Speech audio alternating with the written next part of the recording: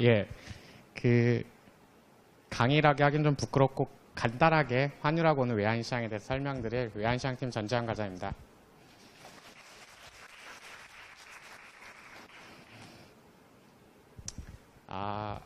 제가 이렇게 작년에도 이 수업을 강의를 했었는데요. 이게 환율하고 외환시장이라는 게 굉장히 보기에는 팬시하고 아름답고 뭔가 액티브할 것 같은데 사실 기초부터 공부하기에는 재미가 없고 다 아는 것 같고 합니다. 그래서 이 자료를 만들면서도 이걸 어떻게 기초적인 거를 잘 설명하면서 지루하지 않게 할까라는 고민을 많이 했는데요. 분명히 오늘 졸릴 수도 있고 재미도 없겠지만 한번 조금씩 하다 보면 그래도 한국은행에서 외환시장을 바라보는 뷰, 그리고 이 사람들이 어떤 기초 지식을 가지고 시장하고 이해하고 커뮤니케이션 하는지 조금 이걸 보시면 도움이 될 거라고 생각합니다. 오늘 간단하게 환율하고 외환시장에 대한 간단한 설명을 드리도록 하겠습니다. 첫 번째는 가장 중요한 환율이 어떤 건지. 우리가 환율을 신문 같은 걸 보면 원달러 환율이 올랐습니다. 원달러 환율이 떨어졌습니다. 이런 단어를 많이 보게 되는데 그게 어떤 의미인지 한번 설명드릴 거고요. 그 다음에 우리나라의 외환시장이 어떻게 구성되어 있고 어떻게 운영되는지를 보여드리도록 하겠습니다. 제가 이제 이걸 자주 쓰던 파일인데요. 그전에는 외환시장은 전문가 영역이라고 했습니다. 그러니까 제일 처음에 여러분들이 대학생 기준으로 말씀드리자면 저도 대학교 때 딜러는 어떤 삶을 살까? 보통 방송을 본다거나 이 딜러 인터뷰하는 거 보면 이런 단말기가 무지 많거든요. 제 자리에도 단말기가 한 4~5대 있는 것 같아요. 그래서 여름엔 엄청 덥고 겨울엔 춥지가 않아요. 워낙 열이 많아서. 이런 삶을 보면서 딜러의 삶은 굉장히 뭔가 전문적이고 액티브하고 뭔가 멋있을 것 같은데 이런 삶에서 저희가 생각해봤는데 실제로는 이제 이 환율이라는 개념이 더 이상 전문가 영역이 아니라 일상생활로 넘어온 것 같습니다. 오히려 저보다 외환시장팀에서 원달러에 대한 모니터링하는 저보다 저희 집사람이 예를 들면 해외여행 갈 때 엔화가 얼마야? 유로화가 얼마야? 파운드화가 얼마야? 저한테 더 물어보면 제가 오히려 얼마더라? 하고 헷갈려하는 경우도 있었고 또 제 주변 사람들이 자식의 학비를 기러기 아버지나 어머니겠죠. 학비를 만들 때 언제 달러를 사는 게 가장 저렴한지 또는 언제 파운드를 사는 게 저렴한지 이렇게 물어보는 게 점점 이렇게 아주 극소수의 딜러 아니면 그 근부의 그 근처에서 근무하는 사람들보다 대부분이 다 이제 환율의 영역에 있는 것 같습니다. 여기 계신 분들도 대체로 다 해외여행을 가신 분들도 있을 테니까 그걸 쉽게 느낄 수 있을 건데요. 그럼 환율이 왜 중요하느냐? 이 기사 내용을 보시라고 한 것보다는 제가 이 두 개를 비교하려고 이 기사를 냈습니다. 이 제목을 보면 원화값이 1,200원을 돌파. 굉장히 오래된 얘기입니다. 이게 2016년 12월 때인데요. 1,200원. 굉장히 원화가 가파르게 약세를 보일 때죠. 상승하면서. 이 반대 걸 보면 원화 가치 급등. 이건 반대입니다. 원달러가 이제 강세를 보이면서 환율로 보면 이렇게 하락하는 모습을 보는 건데 어떨 때는 빠르게 상승하고 어떨 때는 빠르게 하락하고 중간의 영역이 아닌 두 영역을 봤을 때 이렇게 신문 지상에 많이 오르내립니다. 원달러 환율이 상승했더니 달러당 원화값 1,200원 돌파, 9개월 만에 최저하면서 수입 물가 올라 소비가 더 위축될 수도 이렇게 표현이 나오죠. 반대의 경우는 그러면 수입 물가가 이제 떨어지니까 소비가 더 위축되지 않겠네 하고 기사가 나온다기보다는 원화 가치가 급등하니까 수출 기업이 초비상이다 해서 환율이라는 거는 이 우리나라의 모든 경제 주체들에게 다 영향을 미치는 변수입니다. 그래서 매우 중요하다고 제가 표현을 했고요. 많은 분들이 관심이 많습니다. 그러면 환율을 뭐라고 정의할지부터 한번 가볍게 설명드리겠습니다. 환율을 어렵게 생각하면 교과서에도 많고 되게 많은데 가장 쉽게 생각하면 물건이라고 생각하면 됩니다. 달러를 물건이라고 생각하고 달러 값이 비싸? 싸? 이렇게 이해하면 되는 겁니다. 그래서 자기 나라 통화와 외국 통화의 교환 비율인데 더 쉽게 이해하자면 외국 돈의 가격, 외국 돈을 물건이라고 생각하면 얼마지? 그렇게 되면 저희가 되게 생각하기가 쉽죠. 그 값이 비쌀까? 쌀까? 예를 들면 저희가 백화점 세일하면 굉장히 싼 값에 좋은 물건을 샀다고 생각하듯이 달러가 약세를 보면서 달러가 싸졌네 원화에 비해서 지금이 바닥인가? 그러니까 예를 들면 세일이 이제 끝나서 그 다음엔 비싸질지 그런 식으로 판단하면 이렇게 뭐 아주 어려운 학술적인 용어보다는 편하게 받아들일 수 있을 것 같아요. 근데 표현하는 방법이 이 두 개를 해놓은 거는 비교하시라고 한 겁니다. 우리나라에서 예를 들면 이제 달러 1달러를 살 때 이렇게 표시를 이렇게 해주죠. 1 USD는 1070원 정도 됩니다. 라고 이제 저희가 흔히 신문지상이나 방송에서 볼 수 있는 표현입니다. 근데 이게 미국에 있는 은행이라고 가정하면 이렇게 1 USD 1007원이라고 하지 않고 1원은 0.000935 USD 이렇게 표현하겠죠. 이 통화에 대해서. 이건 왜 그런지 바로 이 다음 장에서 설명드리겠습니다. 저는 이거를 하면서 왜 이걸 넣었냐면 외환시장팀 오기 전에도 그랬지만 저는 세상에 달러 하면 다 달러라고 다 알아들을 줄 알았어요. 그 달러가 얼마지? 그러면 미국 달러화를 가지고 다 얘기하는 줄 알았습니다. 근데 실제로 보시면 한국 원화는 사실 글로벌하게 뭐 하나라고 볼 수 있겠죠. 뭐 위안화도 뭐 어떻게 보면 표현한 원이긴 하겠지만 KRW에서 이 금융시장에서 달러 하면 통용이 되느냐? 정답은 아닙니다. 그렇기 때문에 어떻게 서로 간에 의사소통을 하냐면 국제기준 통화코드라는 거를 사용하게 되는 거죠. 그래서 서로 간에 혼동하지 않고 정확하게 쓰는 겁니다. 그래서 대충 이해하시면 어떻게 되냐면 이 앞에 두 자리는 나라를 대충 상징한다고 생각하시면 됩니다. KRW는 코리안 원. 근데 유로 같은 경우는 나라가 없기 때문에 그냥 유로를 줄였습니다. JPY는 저펜 옌. 그래서 JPY죠. 그래서 여기 있는 통화들은 그래도 구분하기가 쉬운데 달러를 보시면 제가 이렇게 장황하게 써놨죠. 달러가 대충 보시면 7개가 있습니다. 그래서 달러라고 하면 통용이 안 되죠.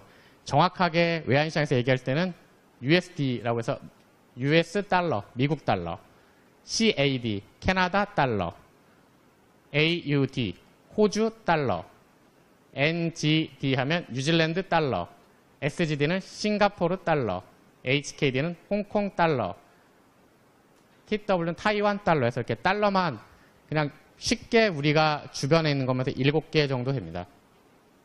파운드도 영국 파운드에서 그레이트 브레이튼 파운드하고 이집트 파운드에서 파운드만 해도 2개 정도 되고 밑에는 이제 저도 헷갈리는 건데요.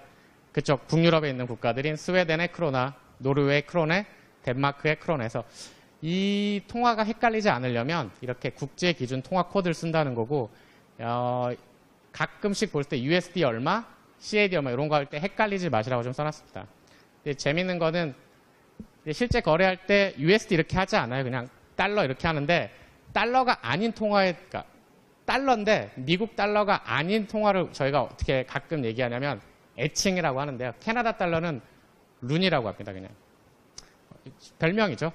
호주 달러는 오지라고 해요. 이거는 뉴질랜드 달러는 키위라고 하고요. 싱가포르 달러는 싱, 홍콩 달러는 홍키 뭐 이렇게 하거든요. 그래서 가끔 이제 저희도 뉴질랜드 중앙은행 직원이랑 호주 중앙은행 직원이랑 이렇게 통화를 하다 보면 너희 달러, 그러니까 너희 통화 흐름이 어떻게 돼? 그러면 이렇게 뉴질랜드 달러 이렇게 표현 안 하고요. 키위 하면서 표현하고 오지 이렇게 표현을 해요. 그래서 이게 실제로는 이렇게 쓰지만 이제 그 업계 사람들은 조금 더 애칭을 쓴다고 합니다. 그래서 지금은 유로화에 통합돼서 사라진 통화지만 프랑스의 프랑화는 예전에 파리라고 했다고 하더라고요. 파리가 얼마니? 되게 애칭이 재밌죠. 그래서 이제 다시 지겨운 얘기로 오자면 환율을 아까 말씀드린 것처럼 표시하는 법을 이렇게 배웠습니다. 그러면 환율이라는 건 통화가 하나로서 발생할 수 있는 게 아니라 원화와 달러화, 원화와 유로화 이렇게 한 개국 통화로 주자는 게 아니라 두 개국 통화의 비율이기 때문에 어떻게 이들을 표현할지에 대한 문제입니다. 교과서적인 얘기지만 환율은 기준 통화를 앞에 놓고 뒤에 표시 통화를 놓습니다. 이 방법에 따라서 순서에 따라서 직접 표시법, 간접 표시법이라고 하는데요. 쉽게 이야기하면 미국 달러화를 기준 통화, 베이스 커런시 자리에 놓으면 직접 표시법. 반대로 자국 통화를 기준 통화 위치에 놓고 미 달러화를 표시 통화 위치에 놓은 거를 간접 표시법이라고 합니다. 저희가 익숙한 건 직접 표시법이겠죠. 보통 우리가 이렇게 하거든요. USD/KRW는 지금 한 1074원 정도 되더라고요. 1071.9원. USD/JYP는 109.36. 이게 세계적으로 그냥 보통 쓰는 방식입니다. 그래서 USD를 맨 앞에 기준 통화 위치에 놓는데 이 유로, 파운드, 오지, 키위 같은 경우는 이렇게 자국 통화를 기준 통화 위치에 놓습니다. 이게 뭐 자기네가 더 중심에 있다고 생각하는 건지일 수도 있고 아니면 이게 통화의 방식에 따라서 이렇게 될 수도 있습니다. 그래서 보통 간접 표시법을 하는 경우는 달러보다 강세인 통화들이 하는 게 편합니다. 보시면 유로화가 달러보다 1.1692 달러니까 이게 좀 강세인 거고 파운드도 그런데요. 여기는 아마도 호주하고 뉴질랜드는 옛날 영국 연방 속에 속해 있어서 아마 이 통화 가치를 따라간 것 같습니다. 그래서 보시면 그렇게 되면 이제 이 다음이랑 연결될 텐데요. 이제 헷갈리기 시작한 게 저도 이제 가끔 이 화면을 보면서 헷갈린 게 유로화가 막 올라가면 $1는 오르면 약세거든요. 원화가 약세인데 유로화가 막 오르면 유로화는 강세예요. 파운드가 막 오르면 파운드는 강세인데 그게 순간순간 헷갈립니다. 이렇게 가만히 생각하면 되게 쉬운 건데 이렇게 갑작스럽게 보면 유로화가 약세인가? 이렇게 헷갈릴 때가 있는데 그거를 헷갈리지 않게 하기 위해서는 환율이 오르면 상승하는지 하락하는지 이거를 구분하는 법을 배우겠습니다. 물론 뒤에 절상절하라는 표현을 썼는데 사실은 절상절하는 이제 더 이상 적합하지는 않습니다. 이거는 고정환율제에 쓰는 건데 대부분 변동환율제이기 때문에 상승 하락을 하든지 또는 강세 약세 이렇게 표현하는 게 더 정확한 표현입니다. 그래서 직접 표시법일 때는 앞에 있는 통화가 USD KRW에서 환율의 상승은 무조건 앞에 있는 통화의 가치 상승입니다. 그래서 $1 환율이 상승하면 USD, 미 달러화 가치가 상승하는 거죠. 그거는 반대로 얘기하면 원화가 약세를 보인다는 얘기죠. 또 하나 예를 들자면 USD JPY, 달러 yen 같은 경우는 환율이 상승할 경우 미 달러화 가치가 상승하고 엔화는 약세를 보입니다. 그러면 간접 표시법 때는 어떻게 될까요? 유로 USD가 유로 달러화 같은 경우에 환율 상승은 앞에 기준 통화 가치 기준하기 때문에 유로화 가치가 상승하는 거고요. 오지 USD 같은 경우는 호주 달러 가치가 상승해서 이거를 기억하시면 좀 더 쉽습니다. 기준 통화를 기준으로 가치가 상승한다, 하락한다라고 생각하시면 헷갈리시지 않겠죠? 기준 통화가 있는 위치에 상승한다. 그래서 기준 통화가 앞에 USD가 있으면 USD 가치가 상승하는 거고 간접 표시에서 유로화 같은 경우는 유로화가 앞에 있기 때문에 유로화 가치가 상승한다. 그래서 조금 헷갈린 걸 덜 할 수 있겠죠. 그럼 우리나라 같은 경우에 환율 표시법은 앞에서 계속 설명드렸지만 직접 표시법입니다. 맨 앞에 말씀드린 것처럼. 그래서 다시 풀어 설명드리면 상승한다는 표현을 쓸 때는 원화가 약세라고 합니다. 근데 앞에서 했을 때 직접 표시법은 달러가 앞에 오고 그 다음에 원화가 오기 때문에 달러 원 환율이라고 해야 되는데 보통 신문 보면 달러 원 환율이라고는 하지 않고 대부분 $1 환율, 금일 $1 환율은 얼마, 뭐 전일 $1 환율은 얼마에서 원화를 앞으로 보통 얘기합니다. 근데 이게 그러면 학술적으로 틀렸냐라고 하기에는 좀 그렇고 보통 저희가 우리나라를 앞으로 놓는 게 습관이기 때문에 아마도 달러원이라고 하지 않고 $1 이렇게 한 것 같습니다. 그래서 이거는 학술적으로 직접 표시법이 아니어서 틀렸다라고 할 수는 없고 그냥 통용된다고 생각하시면 될 것 같습니다. 이제 당연한 얘기긴 한데요. 우리나라는 변동환율제를 채택하고 있습니다. 변동환율제라는 거는 외환, 그러니까 달러와의 공급 또는 달러와의 수요에 따라서 달러원, $1 환율이 변화하는 환율제죠. 그래서 경상수지 흑자가 지속될 경우에는 달러와 공급이 우리나라로 많이 되기 때문에 달러와의 가치가 하락하는 거죠. 그러면 직접 표시법에 따라서 달러와의 가치가 하락하는 거는 원달러가 하락한다는 의미겠죠. 사실 이제 그런 영향은 뒤에서 설명드리겠지만, 그래서 상승하는 메커니즘, 하락하는 메커니즘 굉장히 다양합니다. 그리고 그때그때 어떤 요인, 시장 심리 따라 변동할 수 있는데, 저희가 이제 간단히 4개로 이제 드린 거는 환율이 상승하면 어떤 영향을 경제에 미칠지. 우선 환율이 상승하면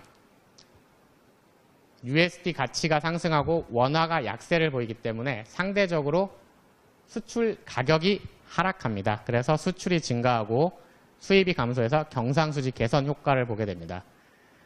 또한 환율이 상승한다는 것은 원화 가치가 떨어졌기 때문에 그거를 가지고 해외 물건을 사는 수입 물품 가격이 상승하기 때문에 제조업 생산 비용이 증가해서 물가가 상승하게 되는 거죠. 쉽게 자가용 몰아보신 분은 알겠지만 휘발유 값이 일정하다고 해도 환율이 상승하게 되면 그 저희가 주유소 가서 넣는 기름값이 올라서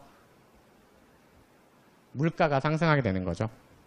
그 다음에 외화 대비 원화 가치가 하락해서 기업의 외채 부담이 가중됩니다. 그래서 예를 들면 한국 기업이 미국에 가서 1억 달러 채권을 발행했습니다. 근데 이것을 상환해야 될 때는 보유 원화 자산을 다시 환전해서 상환해야 되는데 원화 가치가 떨어지게 되면 그만큼 더 원화가 필요해서 기업의 부채 부담이 증가하게 되는 거죠. 그 다음에는 여긴 뺐는데 환율이 상승하면 외국인 관광객에겐 유리합니다. 반대로 내국인이 외국 해외여행 갈 때는 약간 좀 불리하겠죠. 그래서 방금 전에 환율이 상승했을 때 현황을 한 건데 이건 이제 국제 유가가 뛰고 환율이 하락하면서 수출의 먹구름이었다. 이 두 가지가 같이 들어왔죠. 앞에서 설명드린 거에 딱 반대입니다. 환율이 상승하면 수출이 증가해서 경상수지 개선이 된다고 했는데 반대로 환율이 하락했기 때문에 이걸 반대로 생각하면 되죠. 수출은 감소, 수입은 증가. 그래서 경상수지는 악화. 그렇죠? 네. 뒤에 신문 보시면 이제 수입물품 가격 얘기는 없는데 유가가 상승함으로써 제조업 생산 비용이 늘어서 물가도 상승하는 두 가지 네거티브 이펙트가 결합됐다고 이제 썼던 얘기죠. 최근에 좀 유가가 좀 많이 올랐죠. 너무 당연한 거지만 환율이라는 거는 시장에서 결정됩니다. 그 시장은 어떤 시장이냐면 눈에 보이지 않는 외환 시장이고 결국 그거는 수요와 공급에 의해서 결정되는 건데요. 그러면 이 환율을 단순히 수요와 공급에 의해서 결정됐다라고 하면 너무 이제 설명하기가 쉬운 거죠. 저도 빈번하게 이런 질문을 많이 받는데 이제 제가 주로 하는 일이 어떤 거냐면 이제 제 자리 앞에 이렇게 모니터가 한 이만하게 한 4개 정도 있어요. 그러면 이제 한쪽으로는 신흥국 통화 이렇게 추이가 보이고 한쪽으로는 주요국 통화 추이가 보이고 주가 추이도 보이고 하는데 이제 제 뭐 팀장님이나 뭐 제 윗분께서 지금 원달러가 상승했는데 왜 상승했지? 라고 이제 질문이 와요. 그러면 수입업체가 달러를 좀 샀습니다. 이 답변은 뭐냐면 이거죠. 수요와 공급에서 결정. 수입업체가 달러를 샀습니다. 수요가 늘어서 결정된 거죠. 그러면 그 제 팀장님이 잘했어 이렇게 하는 게 아니라 답변이 뭐냐면 그러니까 왜 샀냐고 라고 이제 수요와 공급에서 결정된 건 너무 당연한 거고 그 요인이 뭐지? 그 요인이 뭔가 좀 알아봐 줄래? 라고 이제 하는 거죠. 오늘 같은 경우는 혹시 오시기 전에 이제 원달러 뭐 시황을 보실 일은 없겠지만 원달러가 오늘은 이렇게 쭉 상승을 많이 했습니다. 70원에 71원 정도 개장해서 지금 한 74.5원 정도 돼 있는데요. 쭉 샀어요. 그러면 답변을 수입업체가 좀 달러를 샀습니다라고 하면 내일 환율이 떨어지면 수출업체가 달러를 팔았니? 라고 답변해야 되는 거잖아요. 근데 그게 아니라 어떻게 제가 오늘 답변을 드렸냐면 전일 그 뉴욕 시장에서 브라질 통화가 약간 약세를 많이 보였고 남아프리카 공화국 통화도 약세를 보였습니다. 그러면서 신흥국의 약간 주가가 하락하는 모습을 보였고 그거에 따라서 오늘 원화뿐만 아니라 위안화, 다른 아시아 통화들도 전반적으로 약세를 보였습니다. 라고 해서 수급으로 설명을 하면서도 어떤 말씀을 들었냐면 단기 요인인 기대 심리나 주요국 환율 변동을 같이 설명을 드렸어요. 그래서 저 앉아서 항상 수급만 얘기하면 항상 혼나요. 수급은 나도 말할 수 있어. 라고 하면서 그 요인이 뭐야 하면서 이제 이 세네 개를 가지고 이제 설명을 드려야 되는 거거든요.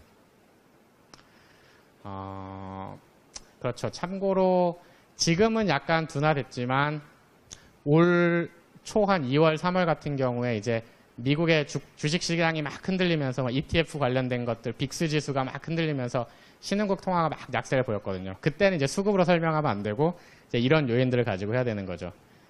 기대 심리. 시장이 불안해요. 특히 투자자들이 지금 굉장히 심리가 안 좋아서 신흥국의 자산을 회수하는 모습을 보이고 있습니다. 그렇기 때문에 우리나라뿐만 아니라 신흥국 전반적으로 통화가 약세를 보이고 있습니다. 이런 식으로 기사도 많이 보셨을 거고 저희도 이제 그렇게 위에 보고도 하고 분석도 하고 있습니다. 그래서 그러면 이 세 가지 요인을 이제 설명드리자면 가장 큰 거는 거시 경제 정책입니다.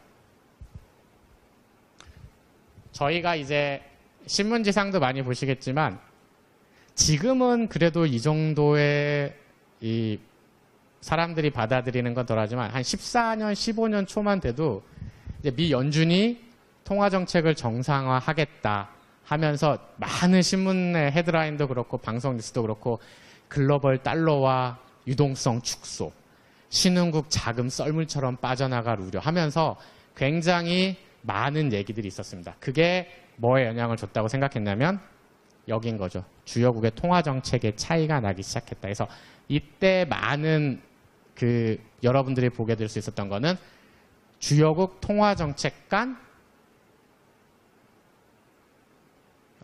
죄송합니다. 제가 갑자기 용어가 생각이 안 나서 저희 말로 하면 주요국 통화 정책 디버전시라고 해서 이렇게 통화 정책이 동조화되지 않고 서로 간에 이렇게 약간 다른 방향으로 간다라는 표현을 쓰면서 예를 들면 미 연준의 금리 인상 심리 기대가 가속화됐다. 뭐 이런 표현을 많이 썼는데요.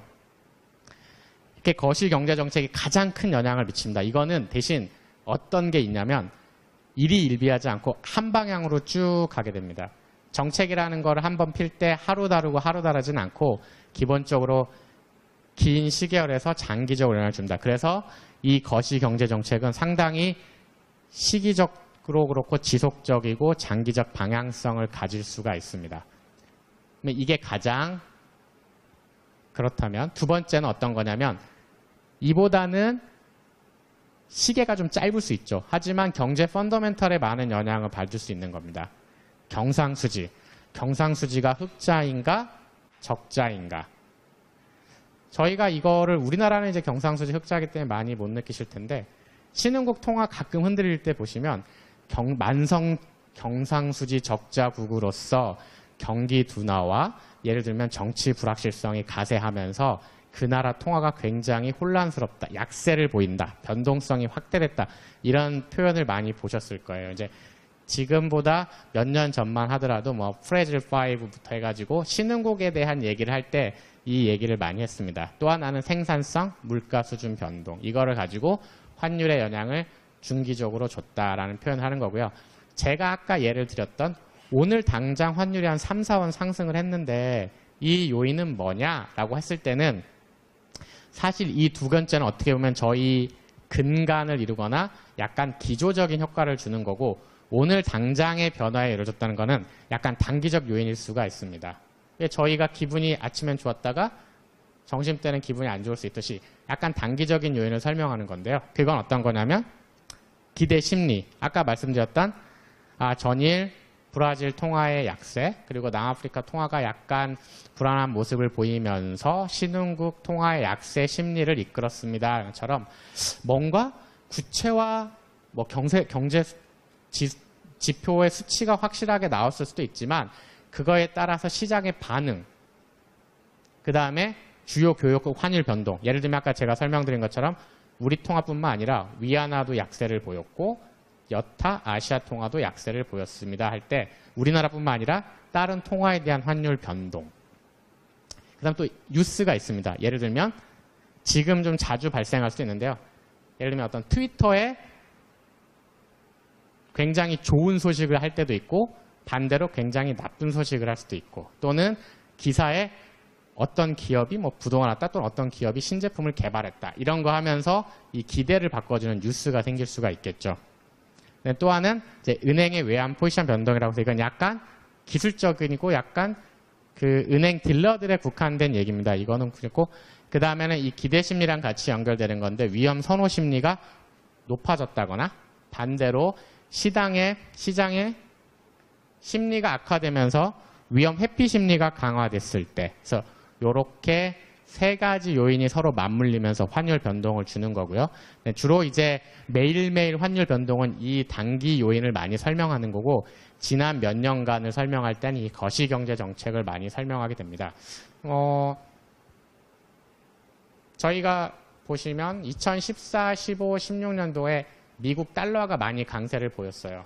그거는 뭐로 설명을 보통 했냐면 미 연준의 금리 인상 기조에 따라서 통화가 강세를 보였습니다. 라는 표현을 썼거든요. 그거가 바로 이런 게 될 수 있겠죠. 주요국 통화 정책에 대한 얘기.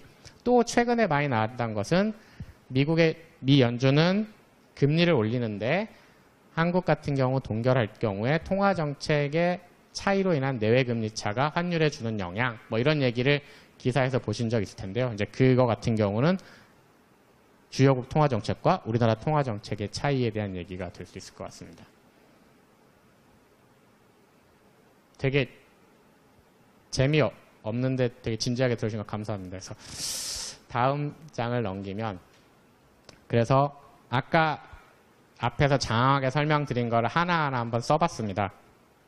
맨 앞에 아까 통화 정책을 제일 많이 설명드렸죠. 연준이 금리를 인상을 실제로는 15년 12월부터 연준이 금리를 올렸지만 금리를 올리겠다는 발표는 그 전부터 있었고 그 기대 시장에 반영된 시장의 심리가 반영됐기 때문에 뭐 15년 초부터 영향을 줬는데 이 통화 정책입니다.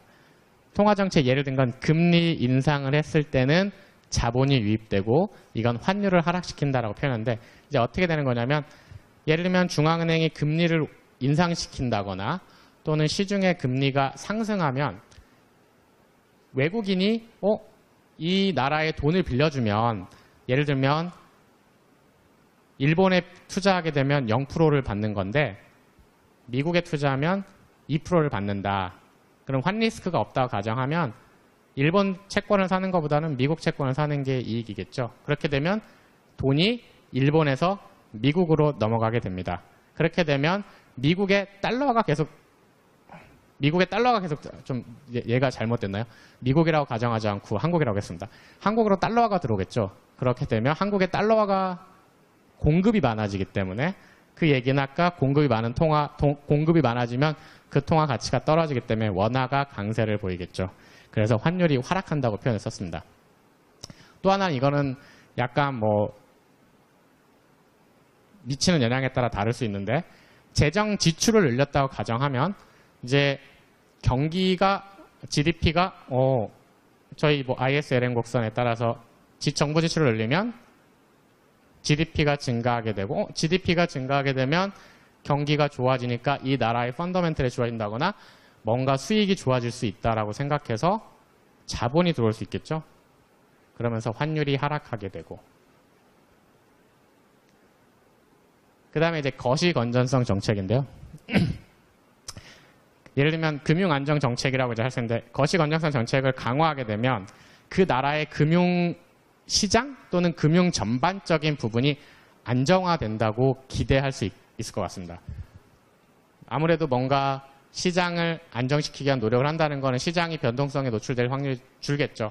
그렇게 되면 이 나라 금융시장이 다른 나라보다 탄탄하다고 볼 수 있고 그렇게 되면 금융위기 발생 가능성이 적기 때문에 예를 들면 여러 투자 자산 중에서 내가 어디를 투자할까 고민할 때 조금 더 안전한 곳에 투자할 유인이 높아지니까 그렇게 되면 이 나라에 더 투자할 수 있을 거고 그렇게 되면 환율이 하락하는 요인으로 작용할 수 있을 것 같습니다. 이렇게 반대 경우에는 통화정책에서 금리를 인하가 되면 투자 유인이 축소되고 그거는 반대로 그 나라에서 자금이 나가게 되는 거고 그렇게 되면 달러가 빠져나가게 되기 때문에 환율이 상승하게 되겠죠. 또 하나는 재정 지출을 축소했을 때.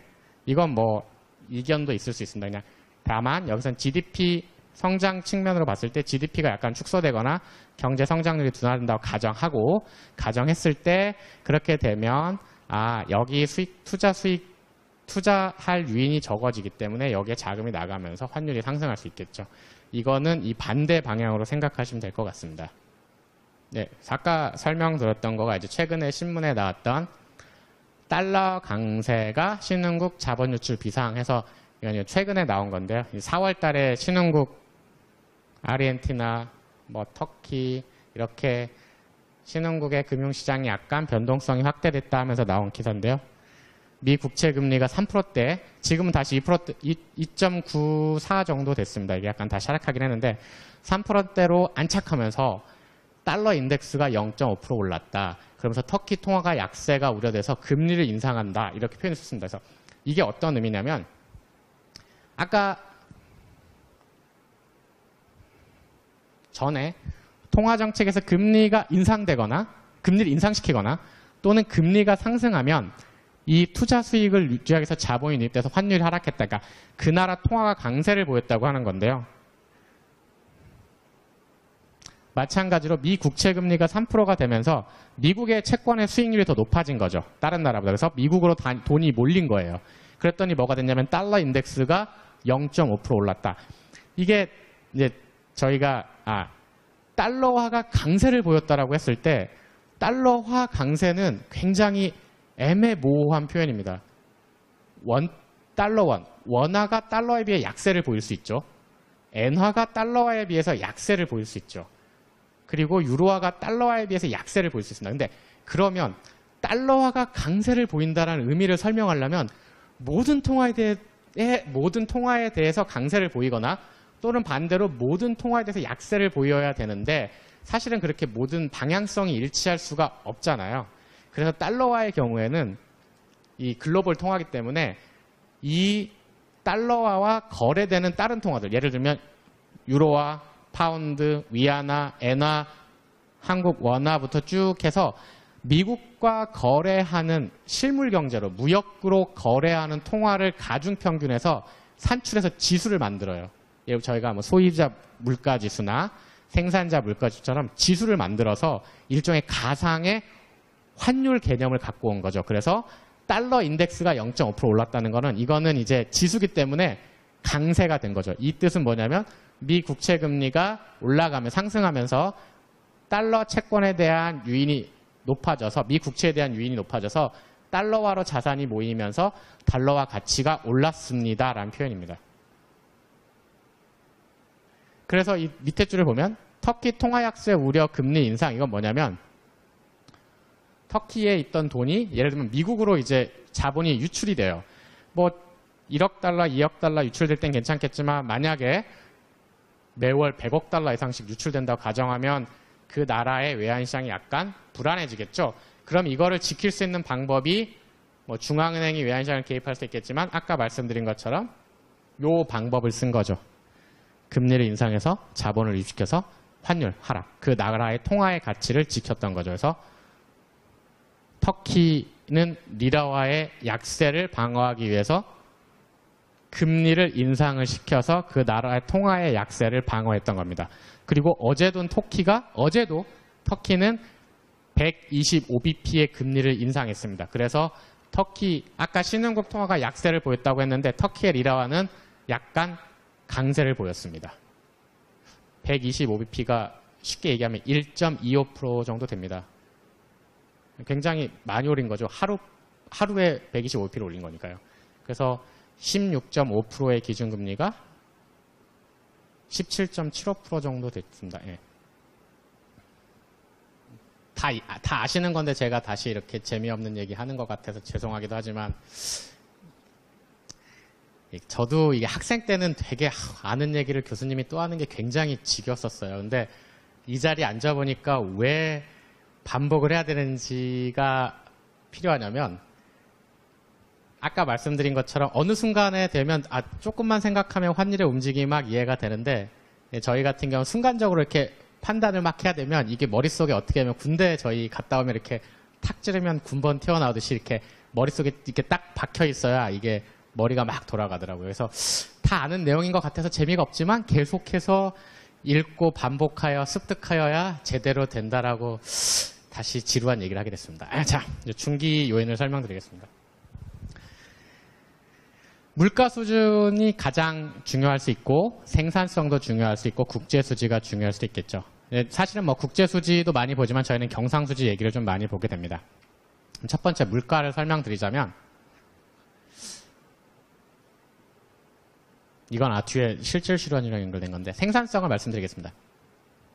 예를 들면 우리나라의 생산성이 증가를 했다는 거죠. 그래서 제가 똑같은 물건 하나 만들던 사람이 두 개를 만들 수 있는 거죠. 그렇게 되면 어떻게 되냐면 생산 비용이 절감되는 거죠.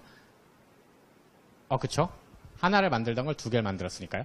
그렇게 되면 제약 가격이 상대적으로 하락하게 됩니다. 예를 들면 예전에 저 한 명이 한 개를 만들었을 때 100원에 팔았는데 제가 다시 두 개를 만들 수 있으면 50원에 팔아도 똔똔이 되는 거, 동일하게 되는 거기 때문에 제약 가격이 하락한 효과가 있습니다. 이거는 실물 경제 전반으로 설명하자면요. 그렇기 때문에 그러면 수출이 증가하게 되겠죠. 가격이 하락하게 되는 건 가격 경쟁력이 높아지기 때문에 그렇게 되면 수출이 증가하고 그렇게 되면 수출 대금이 국내 시장으로 들어오기 때문에 환율이 하락하게 됩니다. 반대로 생산성이 약화가 되면 그래서 제가 물건을 원래 두 개 만든 사람인데 하나밖에 못 만든다면 반대로 제약 가격이 상대적으로 올라가는 거죠.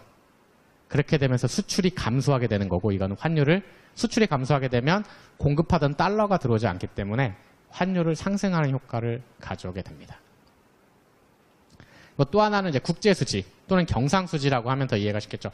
국제수지는 경상수지에서 증권자금의 유출입 또는 직접 투자자금의 유출입에서 자본수지를 더한 건데요. 이제 쉽게 얘기하면 국제수지, 물건을 더 많이 팔았다.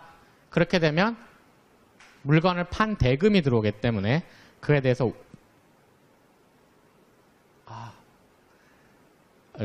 얘랑 반대 설명했네요. 경상수지가 적다가 낮다. 그러면 물건을 판 것보다 저희가 더 많이 수입했기 때문에 그러면 수입 대금을 저희가 갖고 들어와야 되죠. 그렇게 되면 빌려야 되는 거고 그렇게 되면 외환이 수요가 더 생기기 때문에 환율이 상승한 효과입니다. 그래서 반대로 경상수지가 흑자를 보이면 이 반대 메커니즘으로 환율은 하락하게 되는 거죠. 은행의 포지션, 이 네 번째 보시면 은행 포지션은 처음 들어보신 분이 많을 거예요. 위에 있는 외환시장 참가자들의 기대 심리, 주변국의 환율 변동, 각종 뉴스는 뭐 잘 아실 수 있는데 포지션이 뭐냐 그러면 외국한 은행 같은 경우는 포지션 노출을 일정 부분 이상을 할 수는 없습니다. 그 외환 건전성 규제 등으로 인해서 포지션을 관리를 해야 돼요. 포지션이 뭐냐면 예를 들면 외국한 은행이 수출업체로부터 현물환을 매입했다. 수출업체가 물건 대금을 받아서 은행에 현물환을 매도했어요. 그러면 은행은 현물환을 매입하게 된 거죠. 그러면 은행은 현물환을 매입하게 됐으니까 달러는 사게 된 거예요. 달러는 있고 원화는 없어졌죠. 근데 달러가 여기에 이렇게 있다고 가정을 해보자고요. 저희가 자산으로. 그런데 달러 자산은 뭐에 민감하게 변할까요? 예를 들면 저는 한국에 있기 때문에 제 자산을 다 원화로 바꿔서 계상을 하잖아요. 그럼 달러를 이만큼 가지고 있으면 원달러 움직임에 따라 은행의 자산이 이렇게 되겠죠. 만약에 내가 1달러 자산이 있는데 원달러가 1,000원이다 그러면 1,000원이겠죠, 오늘. 근데 내일 원달러가 2,000원이 됐다 그러면 자산이 갑자기 아무것도 안 해도 2,000원이 되고 반대로 원달러가 500원이다 그러면 자산이 500원이 되겠죠. 그러니까 이 현물환을 매입한 은행은 이렇게 외화 자산 하나가 생겼으면 이 포지션이 노출됐다고 해요. 이건 뭐냐면 환리스크에 노출됐다는 표현입니다. 그러면 포지션이 노출됐을 때 어떻게 하면 이 포지션을 그러니까 포지션을 리스크로부터 자유로울 수 있을까요? 가장 좋은 방법은 이렇게 현물환 매입한 거를 다시 팔아버리면 되겠죠. 0을 만들면 되겠죠. 그게 바로 포지션 얘기입니다. 은행의 선물한 죄송합니다. 이렇게 꼭 어렵게 설명을 썼네요. 현물환 매도 초과가 되면 아까 현물환 매입이 초과가 되면 환율 변동 리스크가 되는데 이걸 어떻게 하면 되냐면 반대로 팔아버리면 돼요. 근데 여기에 함정이 있습니다. 우리나라는 경상수지 흑자 국가면 은행이 예를 들면 현물환을 매입한 거를 팔고 싶어요. 누구한테 팔 수 있을까요? 나라 전체적으로. 제가 하나의 A 은행이면 딴 은행한테 팔 수는 있어요. 근데 우리나라 전체 은행을 합산을 다 하면 팔 수 있을까요? 어떤 은행이 또 사줘야 되니까, 그쵸? 그렇게 돼서 어떻게 하면 되냐면 현물환을 매입을 했으면 반대로 이 현물환을 했으면 선물환을 매도해가지고 현물환은 플러스고 선물환은 마이너스면 이 전체 포지션은 0이라고 이렇게 굉장히 이제 간단하면서도 이 처음에 들을 때 헷갈리는 건데 현물환 포지션과 선물환 포지션을 맞춘다고 하거든요. 이 포지션이 변화하면서 따라서 환율에 영향을 주게 됩니다.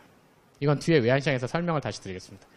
그냥 포지션 변동이란 건 그래서 굉장히 어려운 개념은 별게 아니라 돈 받은 거를 어떻게 해서 메꿀까라는 거죠. 남는 거를.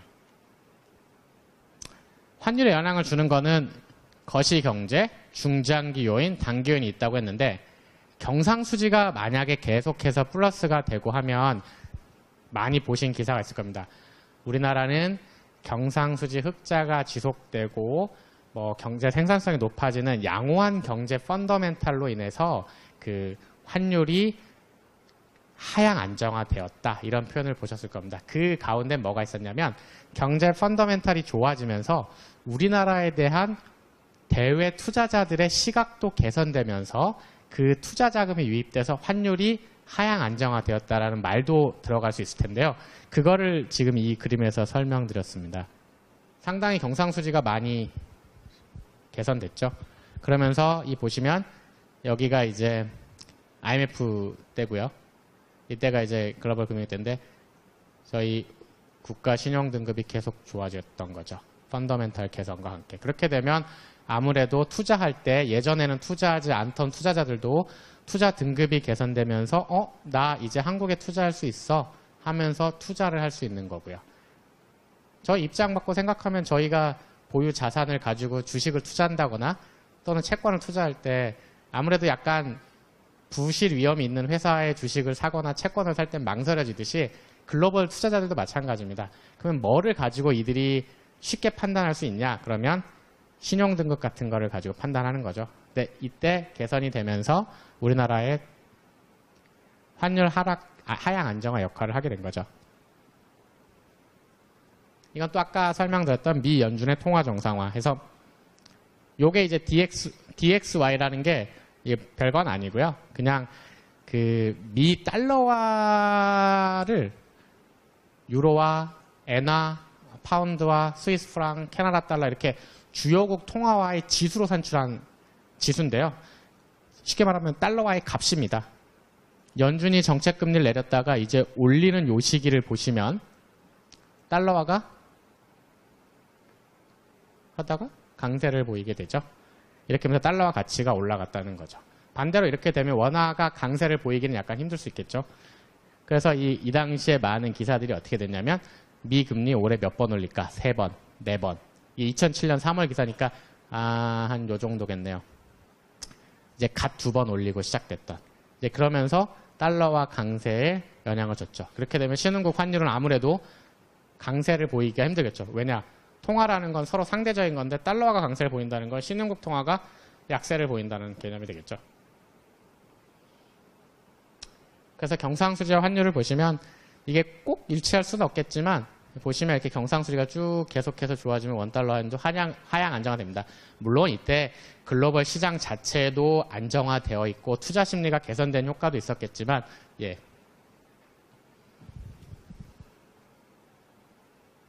아까 보시면 제가 경상수지란 말을 쓰긴 했지만 네 번째 썼을 때 국제수지 적자, 국제수지 흑자라는 표현을 썼었죠.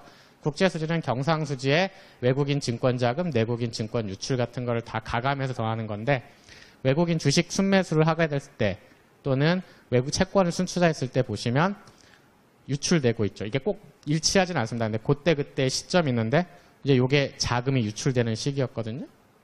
그러면 달러가 약간 상승, 그러니까 원달러가 상승했죠. 약세를 보였죠. 요게 이렇게 반대로 자금이 들어올 때 원달러가 하락, 강세를 좀 보였고요. 제가 아까 예를 설명드렸던 게 있었죠. 오늘 환율이 왜 상승했지? 했을 때 전일 신흥국의 시장이 약간 변동성이 확대되면서 그 투자 심리가 약간 악화되면 투자 심리가 약간 가라앉으면서 우리나라 통화뿐만 아니라 위아나, 아시아 통화 여타가 약세를 보였습니다. 라는 표현을 썼는데요. 그때 쓰는 표현들이 이렇게 동조화되었다는 표현을 많이 씁니다. 통화라는 게 결국은 나홀로 갈 수도 있어요. 근데 대체로 보면 같은 그룹들은 같은 영향을 많이 받습니다. 예를 들면 한국의 원화가 다른 요인이 없이 단기적으로 막 강세를 보이면 그 시점에 보면 위안화도 같이 강세를 막 보이면서 올라가요. 그건 왜 그러냐면 가장 간단한 설명을 드리자면 엔달러가 상승했다. 엔화가 약세를 보였다. 그러면 원화 대비 엔화 가치가 낮아짐으로써 일본에 대한 우리의 수출 경쟁력이 저하돼서 무역 수지 악화 우려가 있어서 다시 원달러 환율이 상승했다. 이렇게 약간 복잡하지만 그냥 그림으로 보면 많이 같이 움직이게 되죠. 상당히 비슷한 움직임을 띠게 되죠. 여기 같은 경우도 이렇게 같이 올라가고요. 물론 다르게 움직일 수도 있습니다. 그 나라의 시장이 갑자기 안 좋아질 수도 있고 우리나라는 반대로 그때 펀더멘탈이 아주 좋을 수도 있고 하지만 단기적으로는 같이 많이 움직이기도 하고 때로는 오랜 시기 동안 같은 모습을 보일 때가 있습니다. 이렇게 올라갈 때 같이 올라갔고요. 이때가 아마 중국의 외환 그 시장 불안이 있었던 것 같은데 이렇게 같이 올라가고 장기적으로 원달러 환율의 이렇게 추이를 2010년부터 한 16년까지 한번 그려봤는데요. 원달러 하락, 워낙 강세를 보였을 때는 어떨 때냐? 미국의 양적 완화를 보이고 우리나라 경상수지 아까 보시면 계속해서 흑자를 유지했죠. 그러면서 외국인 증권 자금까지 유입되면서 우리나라의 달러와 유입이 많아지면서 원달러가 강세를 보였습니다. 반대로 이제 이때는 미 국가 신용 등급이 하향 조정하면서 시장이 약간 쉬하게 왔고 유럽 재정 위기가 부각되면서 위험 회피 심리가 커지면서 원달러 환율이 상승하고 원화가 약세를 보였죠. 그러다 다시 이렇게 등락하다가 ECB, 유럽 중앙은행이 국채 매입 프로그램을 발표했고 양적 완화를 주요국이 하면서 투자 심리가 좋아지고 경상수지 흑자를 보이면서 원달러가 강세가 됐습니다. 그러다가 이제 북한 리스크 있다가 경상수지 흑자를 보면서 다시 강세를 보였고 이 15년 이후에는 미 연준의 통화정책 정상화를 통해서 우리 원달러가 약세를 꾸준히 보였죠. 아까 다시 쭉 지금 이렇게 그림으로 하면 되게 이해하기 쉬운데 아까 제가 다시 설명드렸던 게 가장 기조적인 영향을 미치는 거는 통화정책, 재정정책인 경제정책이 가장 기조적인 영향을 준다. 이거는 일시적으로 이렇게 일희일비 하는 것처럼 변동하는 게 아니라 여기 보시면 어느 정도 이렇게 이런 걸 수도 있겠지만 이 시점에서 이 시점을 보면 어느 정도 이렇게 방향성을 가지고 약간 지속되는 모습을 보이죠. 이렇게 환율에 대해서 간단히 한번 살펴봤습니다. 그러면 이제 이 환율이 거래되는, 외환이 거래되는, 그래서 환율이 나타나는 외환 시장에 대해서 또 한번 간단히 설명드리도록 하겠습니다.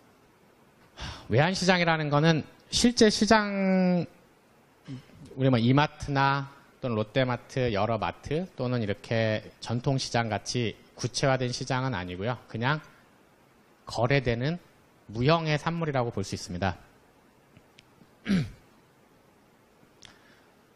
외환의 수요 공급이 연결되는 장소. 그러면 진짜 연결이 어떻게 될지 저도 항상 궁금했습니다. 어떻게 연결이 되지?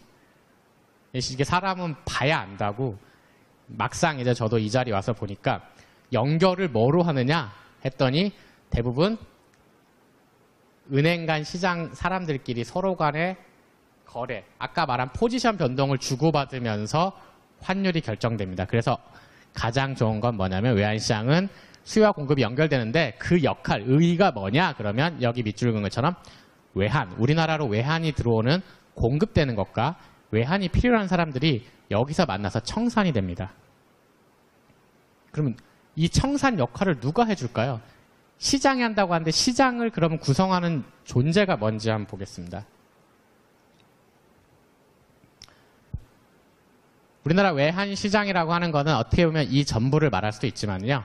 가장 협의로 말하자면 요렇게를 말합니다. 예를 들면 여기는 A은행이라고 하고 여기는 B은행이라고 할게요. A은행은 수출기업이 거래기업이에요. 예를 들면 S그룹 또는 B그룹, C그룹, D그룹이 수출 대금을 A은행한테 팔아요. 그러면 어떻게 되죠? 현물환을 매도하니까 은행은 현물환 매입이 이렇게 생기겠죠? 그래서 이 은행은 현물환을 가지게 된 은행이에요. 근데 반대로 이 은행은 어떤 은행이냐면 수익기업하고만 거래하는 은행이라고 가정하자고요. 그러면 수익기업이 나 물건을 수입했으니까 달러화를 줘야 되니까 나한테 달러 좀 줄래? 하고 은행한테 가서 기업이 현물환을 매입해. 그럼 이 은행은 달러화가 이제 없는 거죠. 오히려 반대로 물건을 팔았으니까 이만큼 마이너스가 생기는 거죠. 그러면 아까 말씀드린 것처럼 현물환 이렇게 포지션이 변하면 환 리스크에 노출이 됩니다. 환율의 변화에 따라서 은행의 BS, 그러니까 대차대조표에 영향을 주고 이게 손익에도 영향을 줘요. 그러면 어떻게 해소하냐면 서로 만나는 거죠. 만나서 서로 없애면 돼요.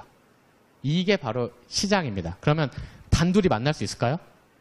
우리나라 은행이 두 개면 이렇게 하겠죠. 근데 은행이 사실은 우리가 뭐 들어본 옆에 있는 본점이 있는 은행도 있을 테고 보시면 여기 들어오시면서 지점도 보셨던 은행도 있겠지만 이 외에도 외은 지점도 있고 해서 한 50여 개가 넘습니다. 외국한 은행이. 그렇게 되면 서로 만나기가 힘들겠죠. 그래서 중간에 브로커가 들어갑니다. 외국한 중개사라고 해서 이들은 이 은행 간의 그 거래를 중개를 해줘요. 예를 들면 1달러에 1,070원, 1달러에 1,069.9원 이런 것들을 거래하는 사설 브로커들이에요. 이들을 통해서 이 포지션이 증감이 해소가 되는 거죠. 그러면서 이 균형점에서 달러환 또는 원달러 환율이 결정되게 되는 겁니다. 근데 우리는 이 시장에 들어갈 수 있을까요? 저희는 못 들어갑니다. 저희는 어느 시장에 있냐면 이 대고객 시장에 있는 거죠. 저희는 그래서 저희의 주거래 은행, 기업이 아닌 저는 예를 들면 A은행에 가서 환율을 환전한다거나 B은행 가서 환전한다거나 C은행 가서 환전한다거나 그래서 저희는 여기에 있죠. 대고객 시장에. 정부도 그렇고 기업도 그렇고 개인도 그렇고. 그렇죠? 그래서 실제로 우리가 외환시장이라고 하면 협의로는 이곳을 말합니다. 대규모 달러와 현물환, 선물환들이 거래되는 시장을 말하는 거고요. 그래서 저희가 이제 은행에 가서 환전하려고 하면 지금 뭐 아까 제가 말씀드린 1,074.5원 정도의 원달러가 거래됐다, 달러원이 거래됐다 그러면 실제로 이제 제 주거래 은행 가서 달러 매입하려고 하면 1,074.5가 아니라 1,074.7, 1,075.0 이렇게 다르죠. 매입 수수료랑 매도 환율하고 매입 환율이 이제 그거는 이 은행들이 여기서 이렇게 거래하면서 비용이 발생하는 거에 대해서 이렇게 약간의 일종의 수수료 부과 성격이 있는 겁니다.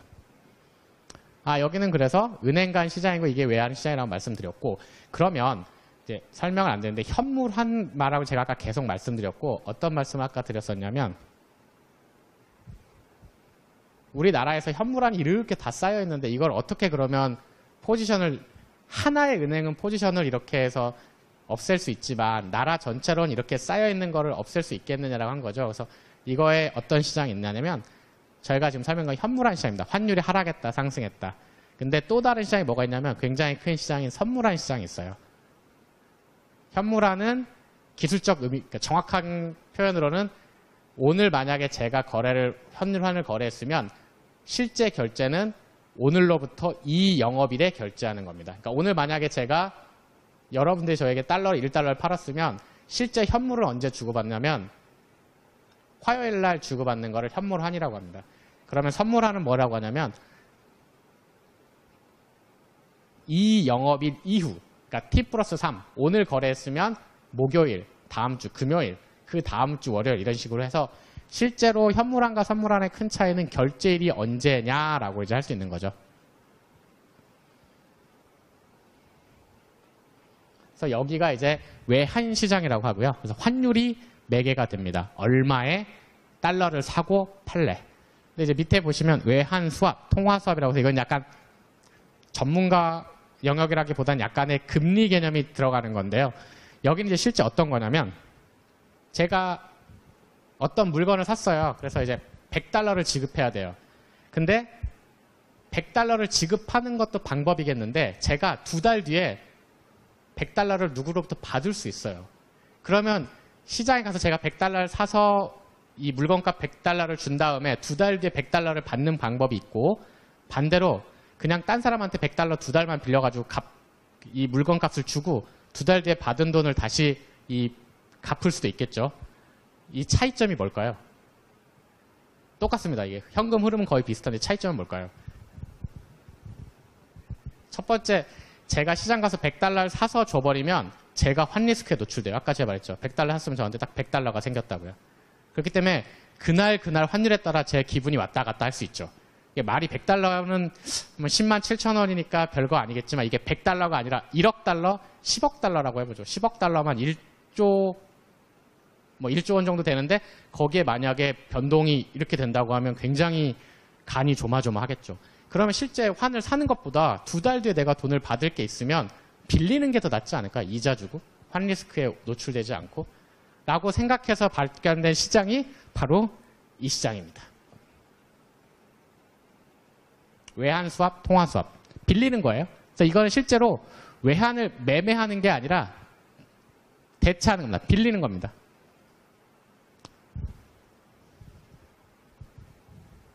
그렇기 때문에 실제적으로 환율이 매개 변수가 되는 게 아니라 금리가 매개가 됩니다. 이자율이 매개가 됩니다. 너 나한테 얼마 줄 거야? 내가 그러면 달러 지금 금리가 2%니까 2% 줄게 한 달 동안. 뭐 이렇게 되는 거죠. 하면서 대한시장에서 가장 외환시장 할 때는 요걸 말하지만 이것도 같이 많이 얘기하게 됩니다. 왜냐하면 저희가 외환을 사고 팔기도 하겠지만 빌리는 시장도 굉장히 커지겠죠. 실제로 외환시장하고 거의 비슷한 규모로 빌리는 시장도 큽니다. 이거를 어떻게 확인해 볼 수 있냐면 은행 간 외환거래 규모가 나와 있습니다. 거기 보시면 2017년에 현물화는 우리나라에서 일평균 91억 달러 정도 거래가 돼요. 근데 선물화는 4.5억 달러. 근데 밑에 보시면 외환수합. 외환수합 같은 경우는 100억 달러 정도 거래가 되죠. 더 거래가 많이 됐습니다. 그러니까 실제로 이 현물화 시장 못지않게 외환수합 시장도 굉장히 거래가 많고 실제로 중요한 시장입니다.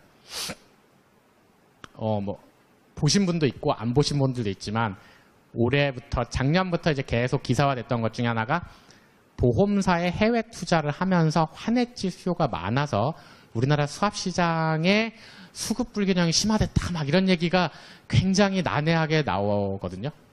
그게 바로 이 시장입니다. 외환 수합, 이 시장을 건드리는 거예요. 그럼 보험사 같은 경우가 어떻게 되는 거냐면 아까 말씀드린 것처럼 예를 들면 미국 채권을 사고 싶으면 어떻게 사면 될까요?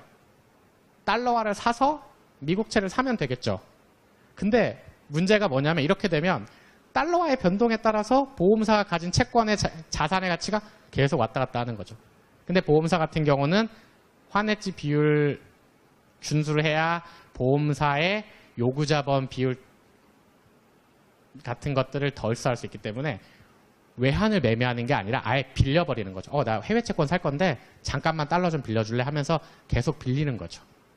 그렇게 되면 보험사는 환 리스크에 노출되진 않고 그냥 이자만 지급하면 되는 거죠. 그래서 이렇게 수합시장이 상당히 크다는 점, 생각보다.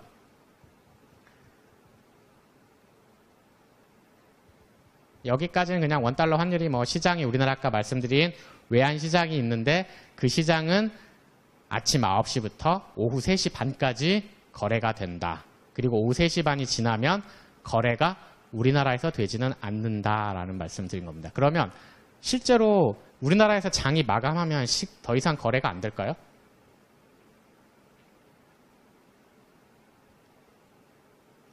보시면 외환시장 팀의 장점이면서 약간의 고달픈 거는 자기 시간이 별로 없습니다. 어떤 의미냐면 외환시장의 거래 시간은 어떻게 거래 시간이 그럼 아까 제가 말씀드린 지금 서울 시간에서 원달러는 25분 뒤에 되면 더 이상 거래가 안 돼요. 딱 마감을 하게 됩니다. 그러면 어떻게 되냐면 여기 보이면 시드니라고 써있는 데 있죠. 호주 시장에서는 아침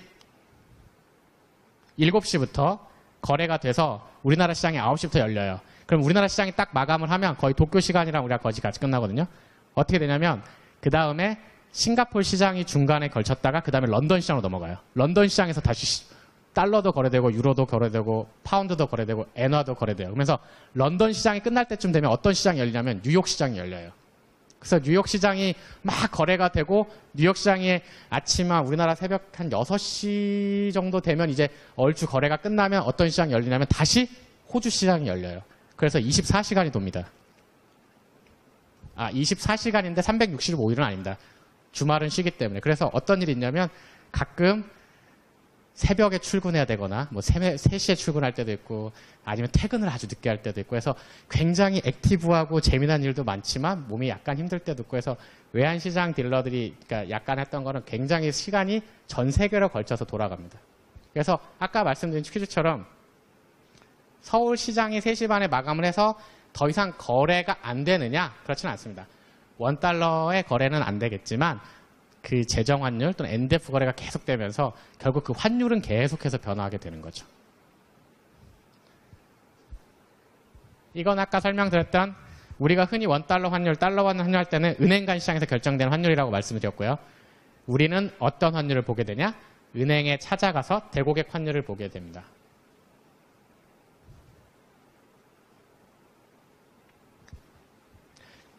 이 중에서 이거 하나 보시면 마라는 게 있어요. 근데 이제 저희가 뭐 일상적 활동을 할 때 마 환율은 별로 중요하지 않는데 예를 들면 기업 입장에서 봤을 때 환율에 따라 아까 말씀드린 외화 자산의 가치 또는 반대로 외화 부채의 가치가 증감을 하겠죠. 근데 이제 환율은 그 그림을 보시면 아시겠지만 어떨 때는 1초에서도 몇 번씩 움직일 수도 있고 하는 굉장히 변동성이 거래가 많이 되는 시장입니다. 그러면 어떤 특정 시점에 환율 하나가 의미가 있을까요? 아니면 그날 전체 거래량이 발현된 환율이 더 의미가 있을까요? 어떤 기업에요? 대체로 그게 좀 안정적이겠죠. 그래서 어떻게 하냐면 환율을 가중평균합니다. 거래량에 대해서. 그거를 저 가운데 보시면 가중평균 환율, 그래서 약어로 마라고 하는데요. 마켓 에버리지 레이트에서 거래량이 가중평균된 겁니다.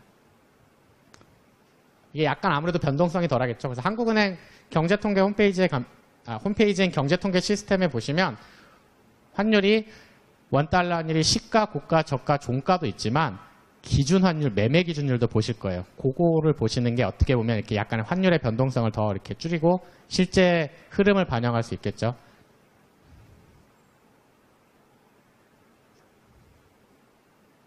그래서 지금 이 그림은 실제로 환율은 은행 간 시장에서 결정되고 그게 이제 매매 기준율이 되는 건데 은행이 저희 고객한테는 이렇게 전신 환율, 수표 매입 매도율, 현찰 매입 매도율 이렇게 하면서 결정한다. 그래서 수수료 체계인데 위로 올라가거나 아래로 내려갈수록 그 디스카운트가 좀 더 있는 거죠. 그 이유는 은행이 현찰을 보유해야 되니까 현찰 보관 비용이 들어서 그나마 제일 싼 게 전신환, 그 다음에 수표, 그 다음에 현물환 뭐 이렇게 되는 겁니다. 그래서 이거는 은행의 홈페이지에 가시면 저희가 매일매일 볼 수 있는 거죠.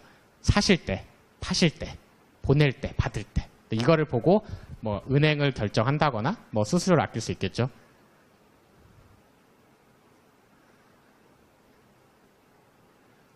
네, 이거는 매입 매도 환율이 헷갈리는 건데요. 매입 환율 하면 마치 내가 살 것 같죠. 근데 이거는 은행에서 환율을 제시할 때는 고객 기준이 아니라 은행 기준입니다.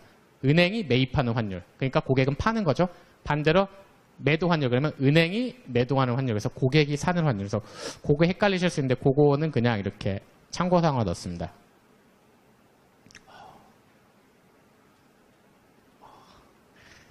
여기에 이제 재정 환율을 보시면 실제로 이제 우리가 유럽 여행을 간다거나 또는 일본 여행 갈 때 우리나라 시장에는 유로화를 바로 구입할 수가 없어요. $1 시장이랑 원위안 시장만 거래가 되기 때문에 그러면 유로화를 어떻게 우리가 원화로 바꿀 수 있느냐 하면 두 개의 시장을 합치는 거죠. $1 환율 시장이랑 N달러 환율 시장. 그래서 이거를 분모를 나눠서 그냥 구하는 그걸 교차 환율, 재정 환율이라고 합니다. 이건 아까 설명드렸던 현물환과 선물환의 차이를 그냥 기술한 겁니다. 그래서 매매 계약을 하고 체결일이 이틀이면 현물환, 그거를 넘어서면 선물환. 근데 이제 선물환 중에서도 밑에 이 아스타리스크 처리하는 NDF 환율이라는 게 있는데요. 실제 선물환 중에서는 NDF 거래가 굉장히 많습니다. 이건 뭐냐면 실제 돈을 주고받진 않아요. 그냥 만기에 차액만 정산하는 구조여서 실제 굉장히 간편하고 처리하기가 쉬워서 누가 많이 이용하냐면 외국인들이 많이 이용합니다. NDF 환율. 보시면 선물 계약의 일종인데 선물 환율인데 만기에 돈을 원금을 다 줄 필요가 없기 때문에 투자하기가 굉장히 좋은 거죠. 예를 들면 제가 우리나라 채권을 사야 되는데 채권의 기본 예를 들면 거래 단위가 100억이다. 그러면 100억이 있어야 되면 채권 사기가 버겁겠죠. 근데 NDF는 뭐냐면 이 100억의 차익만 정산하기 때문에 대체로 한 2%, 3% 정도만 있으면 돼요. 원금에. 그러면 2, 3억 정도의 채권을 산다. 대신 뭘 사는 거냐면 채권의 방향성을 사는 거죠. 채권 값이 오를 것 같을 때 NDF, 그러니까 $1 환율이 약세일 것 같은데 NDF, $1 환율이 강세일 것 같아 NDF 매도를 한다 해서 그것만 가지고 하면 그 수익을 벗기 굉장히 쉽겠죠. 그래서 NDF 거래를 많이 하는데요. 그래서 여기에 외국인들이 해지를 하거나 현물환 시장에 영향을 주게 합니다. 그럼 보시면 NDF 시장의 거래량입니다. 일평균 2011년도에는 60억 달러에서 2018년 1분기 일평균은 97.5억 달러, 한 100억 달러 정도 거래가 되고 있습니다. 근데 여기에 NDF 시장이 언제 생겼다고는 뭐 명확히 할 수 없지만 96년도 정도부터 홍콩이랑 싱가포르에서 이제 외국인들 사이에 $1 NDF 거래를 했는데요. 그 당시에는 한 일평균 2억 달러 정도 거래가 됐다고 한 거 보면 한 20년 만에 2억 달러에서 뭐 한 90억 달러 정도 됐으니까 굉장히 많이 규모가 커진 거죠. 그럼 왜 이렇게 커졌느냐? 그만큼 외국인이 한국에 투자하고 있는 주식도 많고 채권도 많고 한국에 대한 관심이 많아졌다고 볼 수 있겠죠. 그래서 보시면 주요 신흥국 중에서 $1 NDF 달러, 그러니까 예를 들면 $1 NDF, 브라질 해와라 달러 NDF, 인도 통화 달러, 대만 달러와 달러에 대한 거래량 중에 한국의 NDF 환율이 굉장히 그 거래가 많이 되고 있습니다. 이거는 아무래도 우리나라에 외국인이 투자하는 자산이 굉장히 많고 우리나라가 굉장히 외환적으로 발달되어 있고 투명하기 때문에 거래를 많이 하는 것 같습니다. 이건 맨 마지막은 아까 제가 외환 수합이라는 거를 굉장히 중요하다고 설명을 드렸죠. 실제로 우리가 외환 시장에서 매매한 것도 중요하지만 외환을 매매하면 환 리스크가 생긴다고 했죠. 외환을 사는 순간 저에게 환 리스크가 생기죠. 근데 이제 저희 같은 경우는 사는 규모가 적지만 예를 들면 뭐 1,000억 원어치를 산다거나 1조 원을 산다고 하면 하루에 1%가 변화하면 100억이 왔다 갔다 할 수 있죠. 1조 원을 산 사람은. 그러면 이 리스크를 없애기 위해서 어떻게 하느냐? 수합 시장에 들어온다. 그러면 수합은 어떤 거냐?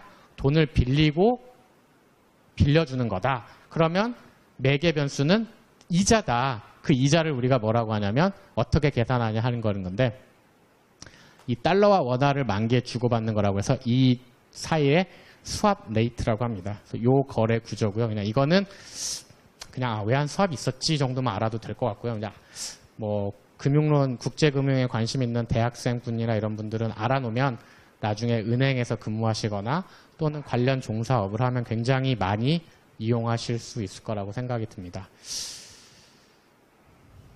네.